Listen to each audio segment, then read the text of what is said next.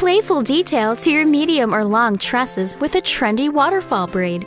Use this modified French braiding technique to create a hairstyle that works great for both daytime and formal events. Start by creating a deep side parting and brush out all the knots in your hair. Work with day-old hair to have a better grip when braiding. Begin braiding in the front and divide hair into 3 equal sections.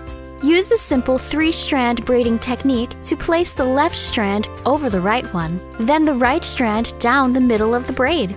Repeat placing the left section on the middle, then pick up a new strand of hair on the right and move this piece over the center. Release the left strand, adding a new strand from the bottom and move it over the middle strand. The trick that gives the cascading effect is dropping one section of hair at the bottom as you braid your hair 3 times. Repeat this move and continue braiding until you have reached the back of the head and secure ends with a clear elastic.